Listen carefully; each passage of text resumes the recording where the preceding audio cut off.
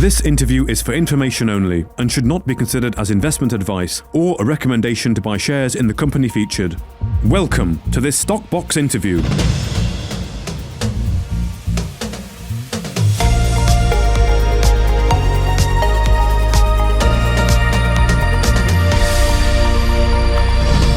Joining us today is Colin Patterson, the CEO of Bluebird Merchant Ventures, a company that focuses on bringing high-grade historic gold mines back into production. Now, the company has just signed a joint venture with a local Filipino group to advance its high-grade Batangas gold project to production, which will allow the company to focus on its two mines in South Korea. So joining us today is Colin Patterson. How are you doing, Colin? I'm doing well. Thanks, Mark. Looking forward to the interview. Well, thank you very much for joining us today. You've secured this JV to fast-track Batangas to production. First of all, how are you feeling and what does this mean for the company? Well, it's great news for the company. The project is high grade. It's got nearly 500,000 ounces of resources and to a JORC standard. There are several mineralized structures that are still open on dip, on strike. So it's going to be great to expand it by exploration. And I know our partners are thinking of doing a fair amount of exploration as well. Okay. I should just add there that our Filipino partner has been in the game for five decades or so and have been quite successful, and they're highly regarded in the Philippines. And probably an important note to remember is that we had written this project down to zero in the past government regime that wasn't interested in mining. But with the new government, with Marcos there, his family owns mines. So they're very supportive of mining and things are starting to take off. And in fact, I'm aware that there's a Filipino mining company. The name just escapes me at the moment. It's just recently getting quite a lot of traction on the LSE. And don't forget, $20 million was spent on this project by the previous owners. So it gives you an idea of the potential size of it. Yes, it sounds very big indeed. Can you tell us how this deal has been structured for the benefit of both parties involved? Essentially, it just gives us free carry to the production decision, at which point we will then decide whether we continue participating or divest or whatever the case may be. But whatever we do, it'll be to the best interest of all shareholders. So our partners earn interest in the project. They already have 25% already. They get another 15% when they submit the various documents to the government. And when they finally get the environmental and planning approval, which allows them to construct, that's when they go up to 60%, and we will then be at a 40% position. Okay, so it's a free carry, effectively no expenses required from Bluebird up to the point of if they take it all the way to production, and you still retain the 40% for the upside potential going on from there. Well, it's not only no expense, but also it would be no effort on our behalf. Okay. No effort. We will obviously take a passionate and keen interest in it because we love the project, and we'll be there mentoring them all the way and pushing them if we think they're going a bit too slow. Okay, well, that's good to hear. I mean, just on that theme, then, what is the work plan? What's the plan for the work over the next 12 months at Batangas? So there's lots of data to get through. There's a 3 gigabyte server that needs to be fully analyzed. There's a drilling program that they need to do to extend and validate areas. They'll be going through the mine plans, 3D mapping. All of this, of course, translate to a news flow for us. So we're very happy about that. And as I said, we're not going to be doing the legwork. They're going to be doing the legwork. We'll just be pushing and shoving them from one side to the other. Okay, good. Well, I'm sure we'll get some updates on how that project is progressing throughout the year with the joint venture there. But let's talk about the South Korean projects, which is where your focus is going to be going forward, really. Can you just give us some background on these projects to begin with? So, yeah, I think it's important to realize that there are very few projects like these in the world. I'm serious. We scanned the world, even though we had Batangas in our original portfolio. That's what we listed on. We continually scanned for projects that fitted our team's skills and expertise, which have been built up over decades. So each project meets that skill set and the experience that we have. And unfortunately, what are those? So we're always looking for projects that are high grade, good infrastructure, preferably underground, because we're underground experts. Good infrastructure, low cost, obviously, low recoveries, all those sort of things. And these two projects, Gubong and Kochang, meet all of those criteria nicely. Okay. Sorry, just you're probably going to ask, why is it taking you so long? Well, as you're aware, we acquired 100% of the projects when it was about 2019. And straight after we had acquired 100%, after a protracted negotiation with our previous partner company, we were hit with COVID and restricted to movements in South Korea. So that's behind us now. We have lots of data now. We have about 1.5 million ounces of resources right there in front of us. This is resources, obviously not at JORC, but at Kores level. Kores being the equivalent of the Australian JORC or the Canadian 43-101.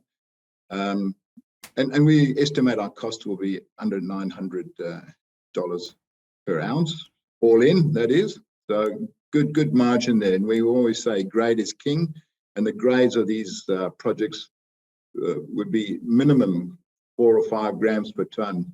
And in times, for example, Kochang, when it mined, the reported grade that was mined was something like 19 point something grams per ton. So excellent stuff.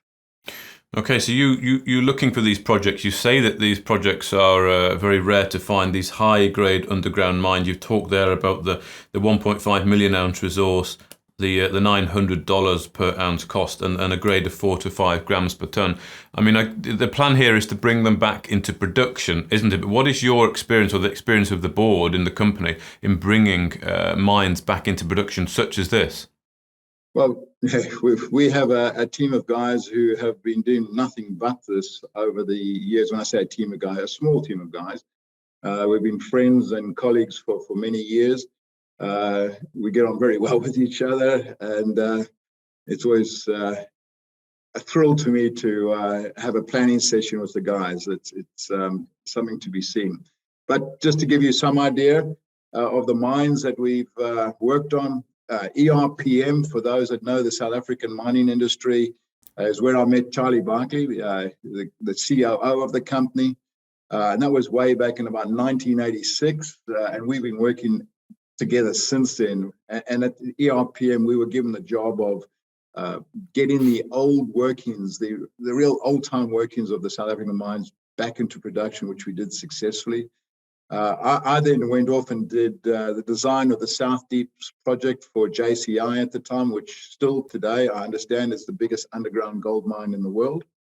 I was then headhunted to go to Tasmania to head up the Renison Tin Mine, which was about to close down, got that back on its feet.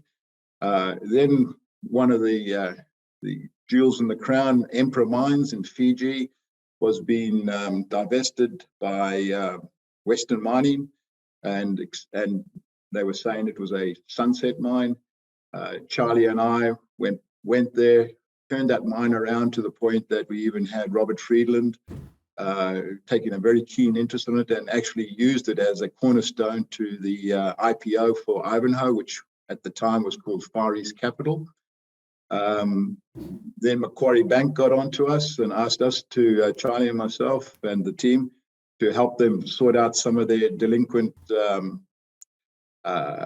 clients who were asking for more money and needed to pay money, and we sorted them out. I'm not going to mention names, obviously, for privacy. Then Charlie, myself, and the team worked on 2 mines in Vietnam, got them up from scratch to operating profitable mines. And then my final one was the Apex mine in Philippines, where a consortium of Malaysian investors helped me acquire the project from Crew Gold for $7 million. We worked on it for 2.5 years. Within 2.5 years, we had a large mining company from the Philippines, again, no names mentioned here, but they offered us $180 million at that stage. And that's when I took what was on the table and moved on. So, okay, so really a career here, a whole career of effectively bringing mines back into production and a team behind you to back it up. How are you going to use this experience or apply this experience, do you think, for Kochang and Gubong? What's next to come with these projects? Well, to be honest, of all those projects that I've just mentioned to you there before, the Gubong and Kochang projects are probably the easiest I've ever come across. Certainly, Okay. The Korean government is very supportive. If anything, they're maybe a little bit slow on getting things done, but still a lot quicker than places like Australia, Canada, USA. They do get them done, and it's mainly because we are first movers there, in a sense, in this type of industry, and they just want to make sure that they've crossed all the boxes or ticked all the boxes and got everything right. They don't want to make a mistake here.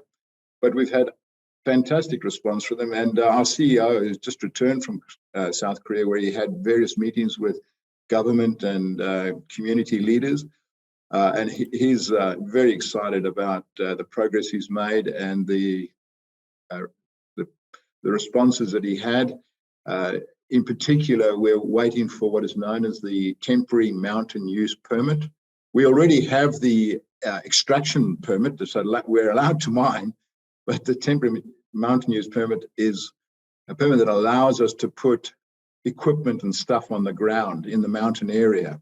And it's like an environmental thing. It's not an environmental plan, but it's an environmental permit to allow you to put stuff there on a temporary basis. Temporary meaning for the extension or for the extent of your license. So once we get that there, and we're expecting that in the next few weeks, that's for both projects. We'll be right out there and flat out. Okay, right out there and flat out. I wonder if you can sum up the state of affairs perhaps with Bluebird and what the next 6 months looks like in terms of being flat out with the work programs. Well, the main thing is to get us to a proof of concept. We're a company that has obviously looked after our shareholders, and we don't like wasting money or diluting as such. We as a team take, in general, probably 90% of anything that we earn in sweat equity, as opposed to taking cash. And that's our purpose, to conserve the cash.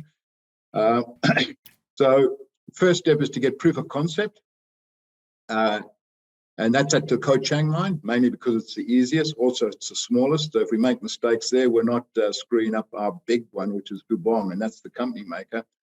And we hope that by Christmas, all going well, we will have produced gold at Kochang and demonstrated to the world and to ourselves that our estimations and expectations on recoveries, costs, employment, all these things, are the ability to sell gold, are all they're all being ticked off. Yeah, that's good, and that's stuff. But so we've got, between the two projects, some 1.5 million ounces of gold at Cora's level.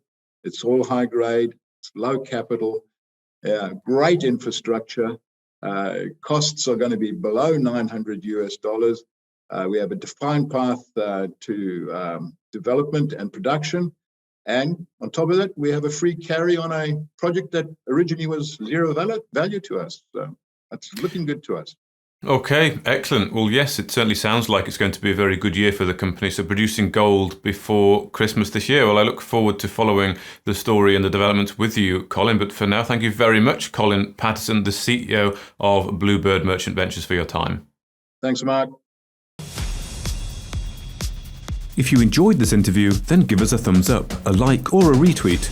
Subscribe to us on YouTube or follow us on Twitter and hit that notification bell to be the first to know when we release new content. There's loads of great content on our website too, across all our programs at stopboxmedia.com.